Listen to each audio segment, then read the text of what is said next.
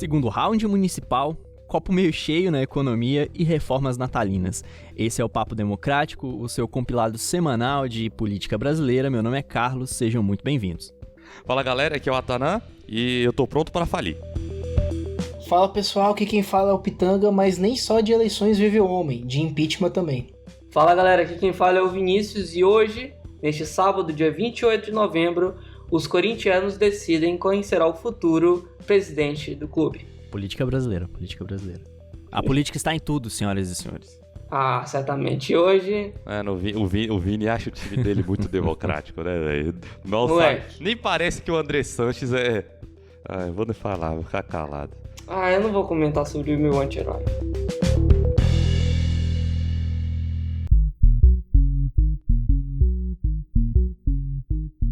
E como o Carlos muito bem falou no início desse nosso episódio, os brasileiros de 57 cidades voltarão às urnas neste domingo, dia 29 de novembro. O segundo round das eleições municipais tem grandes expectativas e principalmente saltam os olhos em algumas capitais. Temos 4 focos para essas eleições municipais em segundo turno. São Paulo, Rio de Janeiro, Recife e Fortaleza, nessas últimas semanas chamaram bastante atenção nas disputas no segundo turno. Então, desses 4 cenários, 2 deles apresentam um certo empate, uma aproximação, e seguem na indefinição de quem será o candidato. Logo, cada voto será acompanhado com grande fervor para saber quem realmente assumirá a prefeitura nos próximos 4 anos. No caso de São Paulo, a gente tem uma redução de 7% na vantagem entre Bruno Covas, que segue com 47%, em relação ao outro candidato Guilherme Boulos, que segue com 40%. E já em Recife a gente tem o empate técnico entre os primos, o Marília Reis do PT, que está com 43%, contra o seu primo João Campos, que está com 40%. Já as outras 2 cidades, Rio de Janeiro e Fortaleza, apresentam uma certa vantagem interessante. Lembrando que aos 45 do segundo tempo do primeiro turno, o presidente Jair Bolsonaro declarou apoio a alguns candidatos, e nessas 2 cidades nós temos as 2 últimas esperanças do presidente, com Marcelo Crivella do Republicanos e Capitão Wagner do PROS. No caso do cenário Rio de Janeiro, há uma manutenção da vantagem em 35% por parte do Eduardo Paes, que apresenta 55% das intenções, e Marcelo Crivella do Republicanos, que está com 23%. Já em Fortaleza, de acordo com a Real Time Big Data, há uma ampla vantagem do pedetista Sarto, com 55% da intenção dos votos, em relação ao Capitão Wagner, com 34%. Mas fazendo a ponte aérea Brasília-São Paulo, porque nem só de eleições corintianas vive o homem, o que nosso colega Vinícius está achando dessa expectativa para o segundo turno no domingo? É hora da virada, Vini? Ixi, olha, você tá querendo essa me massa deixar... tá crescendo, Vini? A massa tá crescendo. Mas assim, aqui em São Paulo, eu tô muito curioso para ver como será o momento da votação amanhã, não só pelo resultado em si, mas também por como é que vai se comportar o eleitor, né? Os números da pandemia não só aqui em São Paulo, mas no Brasil inteiro aumentaram, né? Inclusive, um dos candidatos, o Guilherme Boulos, acabou contraindo o vírus nesses últimos dias de corrida eleitoral e não pôde participar do último debate na Rede Globo, né? Então até foi ruim para o eleitor, né, não poder ver os 2 candidatos debatendo na principal emissora do país. Então, assim, eu tô curioso para ver como vai ser a abstenção, como é que vai ser o comportamento do eleitor nesse momento. E aí, em termos do resultado especificamente, eu acho que, segundo as pesquisas, né, houve uma redução da vantagem nos últimos dias, o que faz com que haja maior perspectiva, né, por parte do candidato do PSOL, Guilherme Boulos, já haver uma virada aos 45 minutos do segundo tempo. Então, a vantagem como o próprio Pitanga comentou, né, a vantagem do atual prefeito para o Guilherme Boulos reduziu e faz com que o cenário esteja um pouco mais indefinido. E aí, pensando agora nos 4 cenários que o Pitanga trouxe, né, São Paulo, Rio de Janeiro, Recife e Fortaleza, eu vi algumas análises que eu acho que a gente pode comentar, né? O Carlos e o Atanã podem entrar nessa discussão também. Que é justamente que em São Paulo a gente tem um candidato mais a centro, né? Alguns tentam rotulá-lo como centro-direita, mas eu considero como centro, que é o caso do Bruno Covas. O caso do Guilherme Boulos como mais à esquerda. A gente tem no Rio de Janeiro já um candidato de centro contra um candidato de direita. E a gente tem no Recife 2 candidatos de esquerda. E em Fortaleza, um candidato mais à esquerda e um candidato mais à direita. Então, se você for olhar as 4 cidades que o Pitanga trouxe muito bem nas análises, né, a gente tem 4 diferentes arranjos que podem surgir na eleição presidencial em 2022 e que mostra também quando a gente está diversificado em termos de né, desse jogo em relação à ideologia e preferência popular, né? Eu acho que talvez valha um comentário seu, Carlos e Atanã. Não, na verdade, eu não tenho muito pra comentar não, porque a gente já comentou sobre isso no episódio passado, sobre como a reorganização de poder dos partidos vai influenciar diretamente, tanto na organização federal quanto na organização PRAV 2022, né? Então, o meu comentário aqui é, senhoras e senhores, se vocês não escutaram o episódio passado, voltem lá, a gente passou bem uns 20 minutos falando sobre as possibilidades e em como essa pulverização de partidos vai impactar no cenário. Gosto. Ficou bom, né? Ficou bom. Ficou. Não, e o Atanã adora essa palavra, né? Acabou o bloco. Mas é isso, Atanã, você tem algum comentário? Da minha parte, né, a leitura que eu consigo fazer com esses nomes, né, que foram a segundo turno, é que acredito que as regras institucionais estão sendo vistas aí com melhores olhos, né? Porque a grande maioria desses nomes que o Pitanga e o Vini falaram são nomes ali que a gente pode dizer que jogam o jogo democrático, né? Com seus erros e acertos, certamente, como todos os candidatos, todos os políticos, né? Ser eleitos ou não, mas que ainda se colocam no tabuleiro das regras estabelecidas institucionalmente. E eu acho que isso é um avanço, levando em conta que há 2 anos atrás a gente estava em um cenário de total desconfiança dessas regras e falta de credibilidade. Cara, e tem mas aí você falou das regras do jogo, né? E eu acho muito engraçado, porque agora pensando no caso do meu Maranhão, em especial da capital São Luís, né? Que tem uma disputa clara dentro do grupo do Flávio Dino, que é o atual governador, e do PCdoB, porque lá existem 2 candidatos, um deles é apoiado pelo governador, e aí faz sentido colocar as siglas que eles representam, né? Um é do Podemos, um dos candidatos é do Podemos, o outro é do Republicanos. E, pasmem, o Flávio Dino apoia o candidato do Republicanos, né? E se você for considerar a nível nacional, o Republicanos é um partido que acopla a candidatura do Marcelo Crivella, lá no Rio de Janeiro, que é um candidato claramente próximo do presidente Jair Bolsonaro, né? Então, assim, é engraçado ver como cada estado também tem sua peculiaridade, né? Um dos pontos que acontece, que é interessante, né, de um sistema que tem tantos partidos, assim, é justamente que você não tem uma... Cara, tem que considerar também que o país é muito grande, né? Mas, assim, você não tem uma homogeneidade para os planos de governo desses partidos. Você tem, sim. Candidatos de mesmos partidos em estados diferentes têm propostas muito heterogêneas que refletem as necessidades, ou não, dos seus eleitores, né? Sim. Até mesmo no nível federal, sabe? Você consegue encontrar dentro desses partidos representantes dos temas mais variados. Então não existe exatamente uma pauta única. Você tem alguns partidos que têm maior alinhamento com algumas pautas. Então, por exemplo, o PSOL tem um alinhamento maior com pautas de representatividade, de gênero, defesa das minorias, né? Então, assim, ainda segue sendo importante pra gente, pelo menos nesse fim de semana, ver qual vai ser o resultado e ver qual vai ser o impacto em cima das organizações a nível federal, né? Porque essa eleição cláusula de barreira, hein? Exatamente. Para 2022. Essa eleição vai indicar muitas coisas pra gente nesse fim de semana.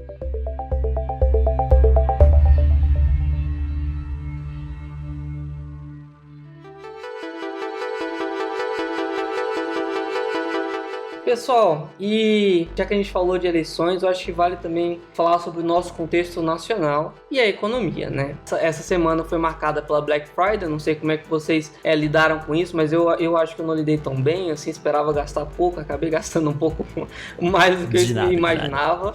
Não é gasto, mas não é gasto, é investimento para o papo democrático, para gerar um conteúdo de qualidade. Veja bem. Eu vou passar esse áudio do caos aqui pra Marcela, né? Faça isso. Minha companheira. Chama a Marcela. Agora, o Pitanga, eu sei que não vai usar esse argumento, porque ele, na verdade, tá usando um argumento contrário, esse safado. O Pitanga, ele é bem assim, ele é a teoria dos ganhos coletivos. Não, o Pitanga, ele tá tipo aqui assim, ó. Não, pô, eu vou comprar isso aqui, mas é pro papo democrático, porque eu tenho que investir. É podcast, pô. Não é como se eu quisesse comprar esse microfone. A tia lá da professora...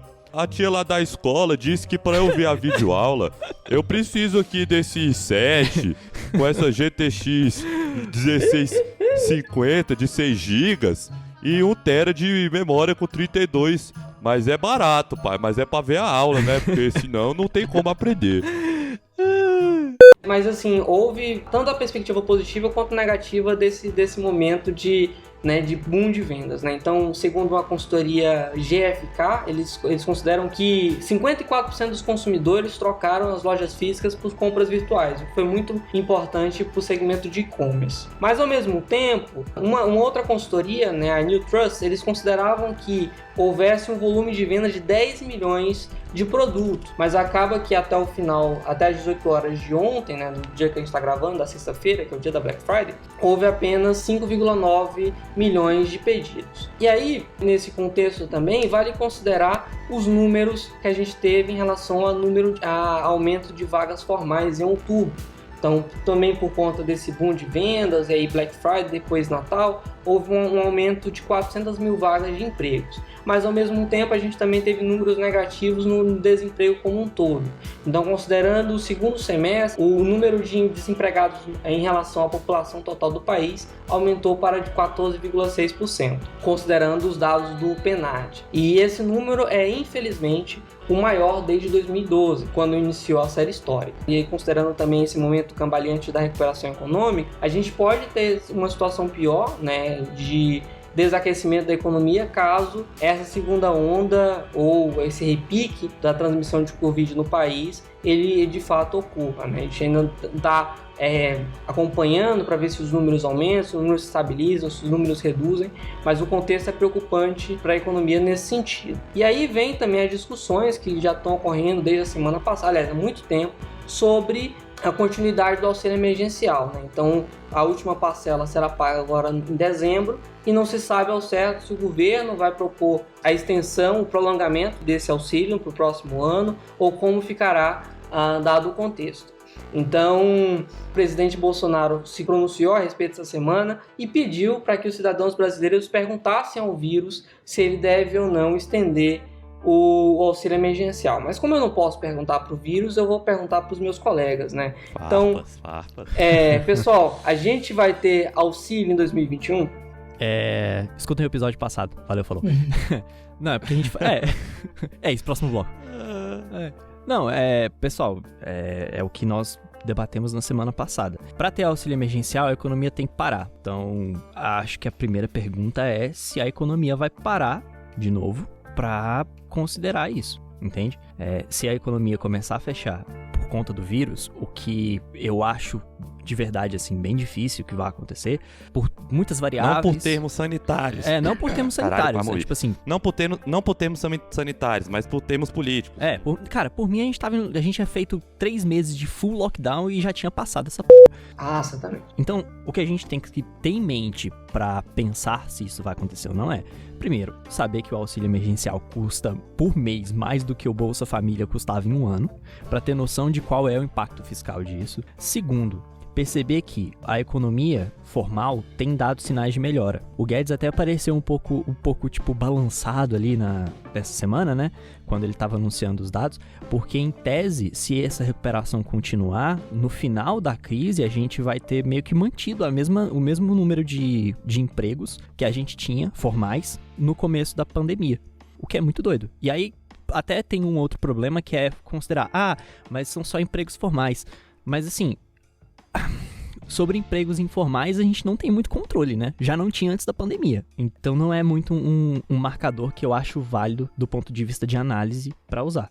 Não, sim, e assim, Carlos, além disso, você ter o mercado de trabalho, né, voltando a níveis de maior normalidade, isso quer dizer que a atividade econômica está mais ativa e isso pode se refletir em políticas públicas para apoiar a atividade, né, ou apoiar essas pessoas que estão no mercado informal. Sim. Ainda mais levando em conta essa constatação, né, do tamanho do mercado informal. Sim. Então a economia, né, ela é um organismo vivo, né, mas é muito nesse sentido, assim, realmente é fundamental que a economia volte a ter tração, né, para todos os sentidos, né? Tanto para aqueles de normalidade realmente no período pré-coronavírus, né? Que infelizmente isso deve ocorrer com certeza apenas depois da vacina. Uhum. Mas falando da possibilidade do auxílio, né? Acho que vale a gente destacar que a indefinição acerca do orçamento para o próximo ano, né? O papel da oposição aí em questão de trancar a pauta com o interesse da aprovação da MP que estende o auxílio, o próprio Centrão fazendo aquela pressão sobre as indefinições da Comissão do Orçamento,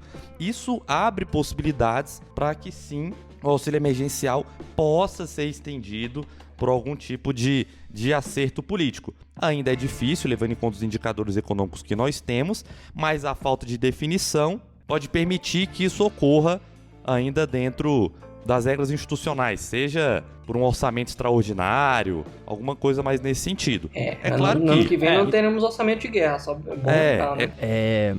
Eu acho, na verdade, que tem maior chance, considerando quem são os atores, de que outras pautas tentem ser deliberadas.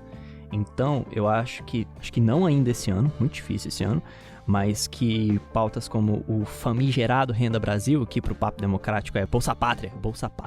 Eu diria que existe mais chance de considerar a votação do orçamento e dentro disso considerar aqueles outros temas de indexação, de colocar um programa chamado Renda Brasil, do que considerar uma extensão do auxílio e uma extensão, sei lá, do período de calamidade e do orçamento. Mas assim, ainda é muito incipiente, sabe? Carlos, mas em termos de impacto fiscal, não seria quase a mesma coisa? Porque, cara, se a gente não sabe, né?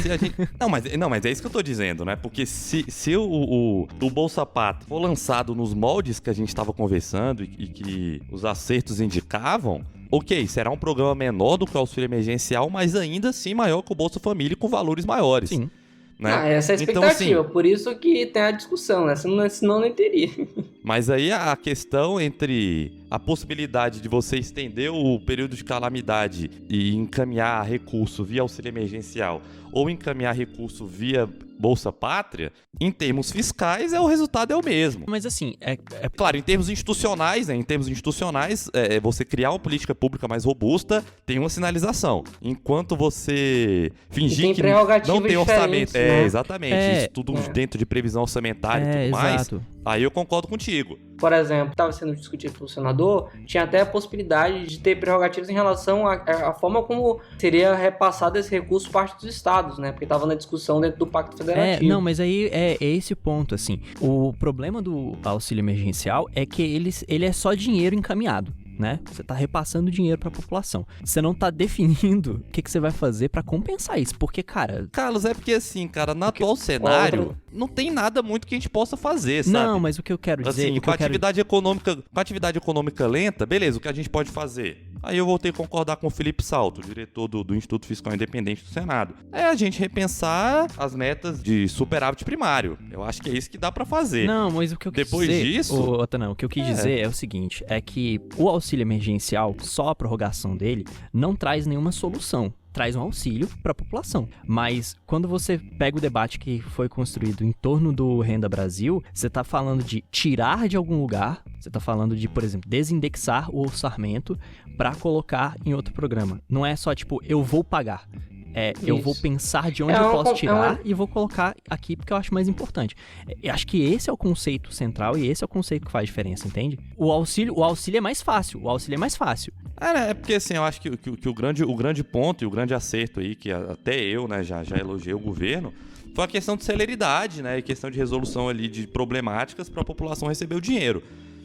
E eu sei que... velho água batendo no pescoço, como diria o Cromar. E eu sei que encaminhar isso via política pública, Bolsa Pátria, Renda Cidadã, Renda Brasil, seja o que for, você vai ter que criar critérios, né? É uma coisa realmente mais difícil. É mais acertada em termos, né, de organização fiscal e tudo mais, mas eu acho mais difícil.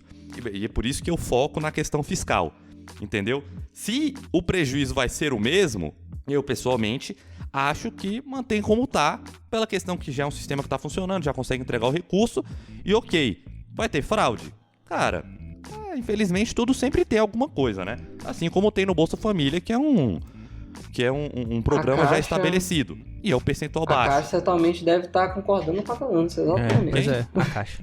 A Caixa. E é uma discussão forte, né, em relação ao poder político da Caixa em muitos municípios, né? Sim. Ainda mais nesse exato momento. Mas eu só queria comentar, porque acho que são duas perspectivas diferentes, né? Porque se você for olhar a nível de microeconomia, a forma de repasse do recurso ela é praticamente a mesma, né? Porque o efeito que ela vai trazer é o quê? A pessoa a população mais vulnerável, né? A população mais pobre que tem acesso a esse recurso, ela consegue comprar, né, em especial utensílios básicos, né? Mas a nível de macroeconomia, como o Carlos falou, né, você consegue estruturar melhor como esse repasse será feito. Eu acho que se o contexto permanecer como está agora, né, com a dificuldade de deliberação sobre o orçamento e tudo mais, talvez o melhor cenário, né, seja justamente pela extensão do auxílio emergencial. Mas a médio e longo prazo, e aí pensando em todo o processo de recuperação de 2021 como um todo, talvez uma discussão mais robusta sobre o caminho seria esse, né? Então, renda cidadã, qual seria o nome? Sim. Acho que para todo 2021 seria esse, mas eu acho que para janeiro e fevereiro, que pelo que a gente está vendo da carruagem, a gente ainda vai estar em situação de calamidade pública, né? Talvez a extensão seja mais ideal.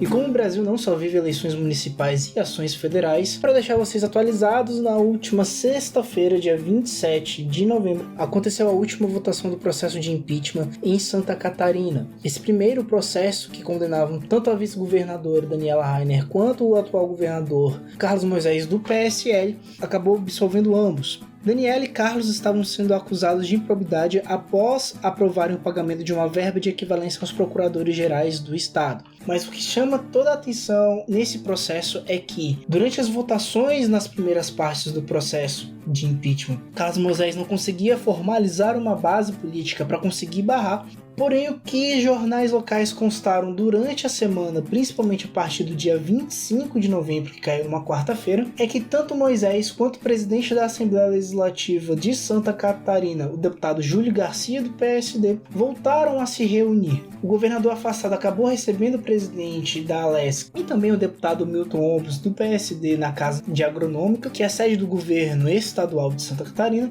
e nos bastidores, após um bom clima entre os dois, ficou acertado a volta do governador para a sede do Poder Executivo. Vale lembrar que ainda na sexta-feira, no resultado final e na fala final do desembargador, presidente do TJ de Santa Catarina, Ricardo Roesler, acabou também determinando a volta imediata do governador para o Poder Executivo. Então, nas próximas semanas devemos ver Carlos Moisés voltando e provavelmente mudando sua postura em relação principalmente ao Poder Legislativo. Vale lembrar que ainda ocorre um segundo processo de impeachment contra Carlos Moisés, que ainda está na fase de julgamento, que é sobre a compra de respiradores. Então a gente já pode ver aí uma prévia dos nossos búzios, que é acompanhar esses próximos processos de impeachment por Carlos Moisés, mas dessa vez sobre a acusação de compras fraudulentas de respiradores em Santa Catarina.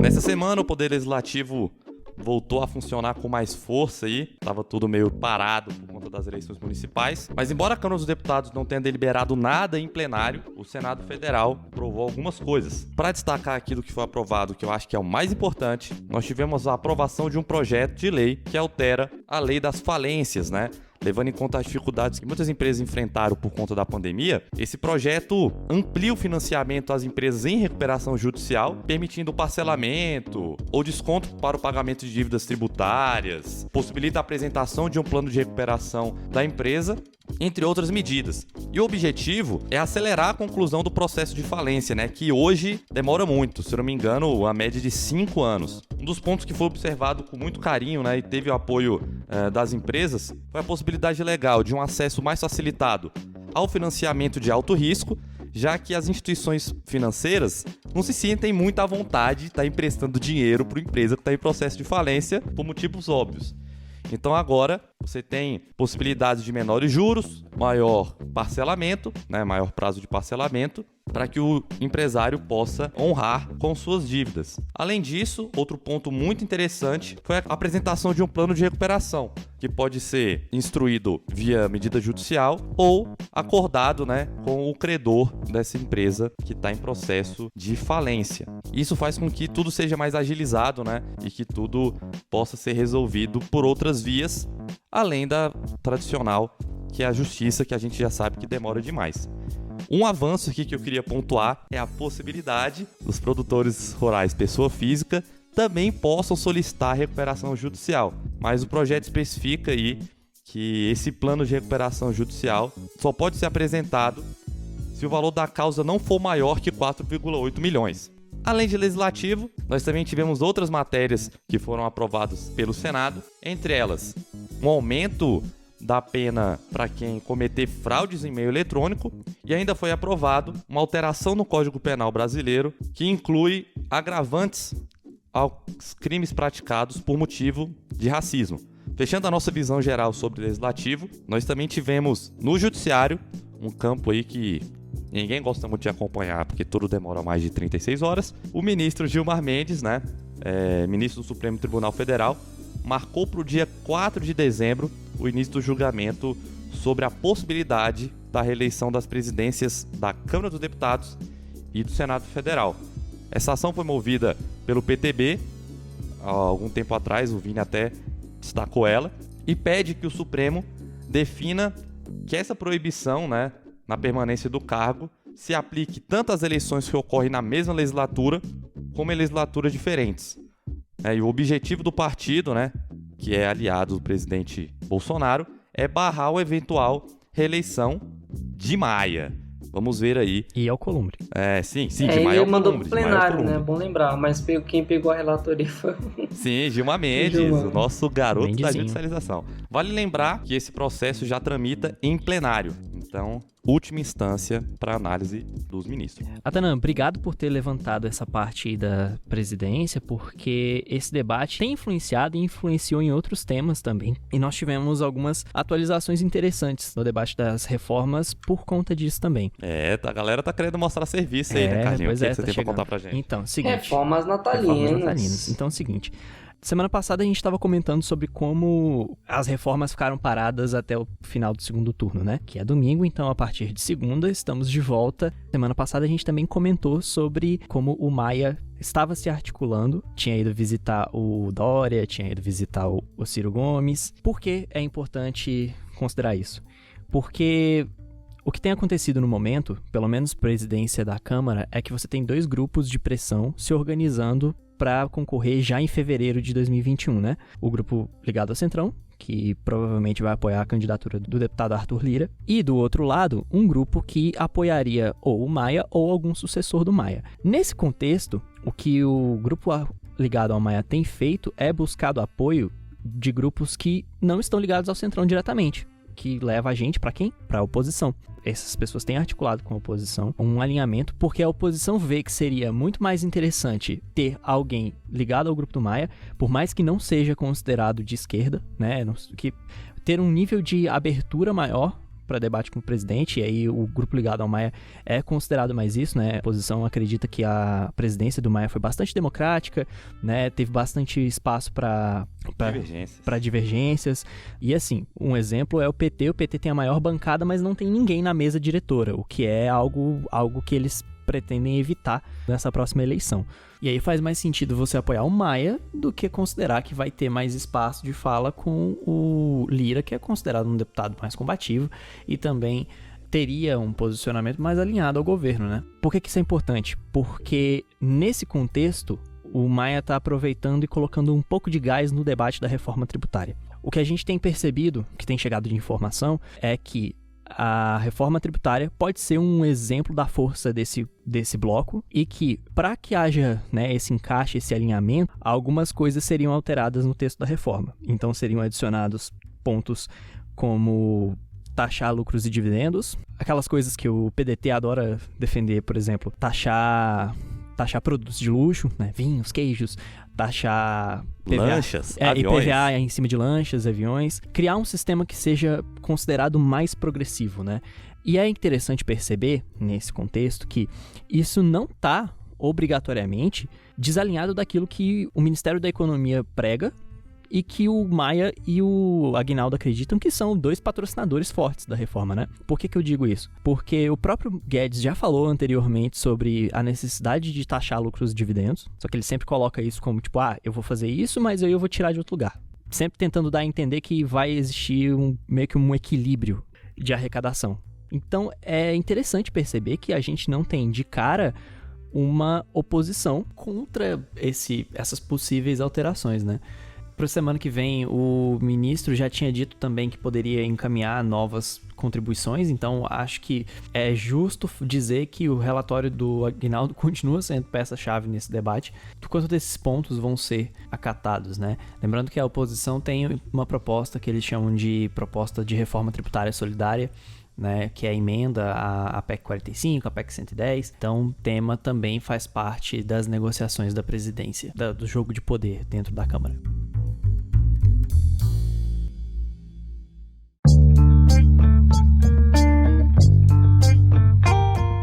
Então, pessoal, estamos chegando àquele momento sensacional que nós jogamos os búzios, né? Uma balançada nos búzios da política aqui para ver o que nós vemos para essa semana. Como vocês devem ter imaginado, pelo que eu estava falando agora há pouco, o meu radar é justamente para ver qual vai ser o desenvolvimento desse alinhamento possível entre Maia, oposição e reformas, né? O que vem, o que vai ser a prioridade, porque a partir da semana que vem, em tese, o Congresso volta. Então vamos ver aí o que vai acontecer. As forças de Pachamama aqui estão me dizendo que essa semana vai ser movimentada, né? A gente já teve a FPA lançando nota e pedindo o retorno das atividades presenciais. A gente tem algumas matérias que já estão na pauta do plenário da Câmara, como é o caso da pele da cabotagem, né? BR do Mar, que é interessante. Gosto. E vamos ver o que vai acontecer. Todo mundo também com o olho na tributária do Carlinhos. Da minha parte, é a expectativa final, né, dessas eleições municipais, principalmente ver como é que vai ficar o quadro final de distribuições de prefeituras para cada partido, lembrando que ainda temos algumas prefeituras aí que vão estar de olho na disputa, e principalmente esse pós-eleitoral, lembrando que ainda temos impeachment no Rio de Janeiro, no município de Porto Alegre, e o segundo impeachment em Santa Catarina contra o governador Carlos Moisés. Como todo mundo roubou os meus radares, então eu vou focar no Corinthians, né? Já que eu sou fanático aqui do negócio. Então eu tô curioso para saber qual vai ser o resultado das eleições para a presidência do Corinthians, a instituição de futebol mais importante do país. A soberba corintiana é um trem feio, né? E para entender quem vai assumir esse legado de dívidas aí do atual mandatário. Enfim, a gente conseguiu chegar numa negociação com a Caixa, mas ainda tem muita dívida aí, alguns bilhões para pagar, mas vamos conseguir, vai dar bom, então tô na expectativa para saber quem será o novo presidente. É isso. Lei das falências. Não, calma que a gente vai precisar dessas coisas. Assim, Vinícius, eu espero que a eleição do Corinthians seja melhor que a do Vasco, né? A tua já aconteceu, pelo menos? A nossa tá acontecendo agora no sábado, no dia da nossa gravação. Já aconteceu 3 vezes, né? Então. Esse é o problema. Eu vou até bater na madeira aqui, porque eu tô falando muito bem da eleição, meu filho, do processo eleitoral, então assim...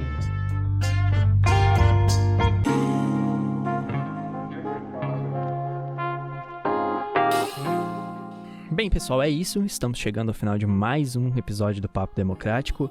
Obrigado para você que escutou até aqui. Lembrem de acompanhar os nossos posts. A gente tem produzido algumas coisas e colocado por lá. Acompanhe a gente no Instagram, no Twitter. Mande esse episódio para os seus amigos, contatinhos, para quem você quiser. Nós queremos agradecer também a nossa coordenadora de comunicação, a Beatriz Queiroz, e a nossa designer, Bruno Schiavacello. E é isso. Muito obrigado e até semana que vem.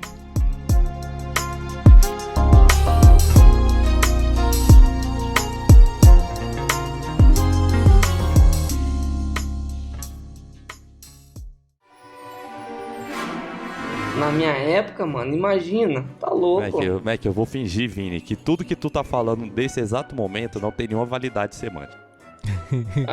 Primeiro que o na minha época já é meio estranho, né? Porque não é como se você tivesse... Na minha época o cara tem quantos anos, 20 e poucos anos. Moleque, eu tô calvo.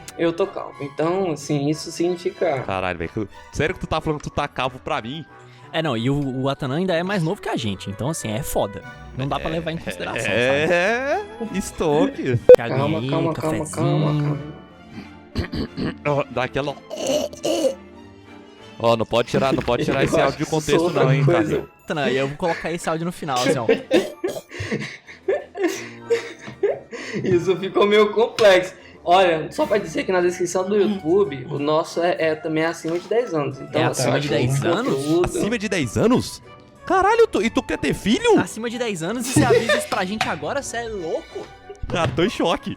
Tô em choque aqui, tô em choque. Então, Aparecer galinha pintadinha e Papa Democrático. moleque, é verdade. Na trilha tem galinha pintadinha e depois, nossa. Pô, agora que eu percebi isso, tá só eu no cuco, velho. Não, eu tô lá Ô, também, pô. padrinho, perdão. Aí eu tô também, porra. Eu tô Eu entrando tô. Tá agora. todo cuco errado, porra. Caralho, eu vou muito tirar essa frase de contexto. Oh, que isso, Carlos? Porra. 10 anos, pô, 10 anos. 10 anos. Pitanga, já que você tá cobrindo as segundo turnos aí, se o bolo crescer, tu traz uma fatia pro Vini semana que vem. Isso aí você complica. Ih, Ixi, Maria. E o pior é que a galera vai achar que eu tô torcendo pro Boulos, né, mano? Com É foda. certeza, com certeza. Não, Já é liberal de esquerda, liberal de eu esquerda. endosso isso aí. Liberal de esquerda, meu Deus. Vini, uma pergunta antes do seu radar. Qual dos candidatos à presidência do Corinthians você vai votar, Fel Boulos? Ah, moleque, eu acho que o do William. Mas pior que eu tô voltando no bicho. Enfim. Esse Olha, moleque só me como- mata de vergonha. como- Tá vendo o que não tem o dó de tu? Caralho, ainda tô em choque.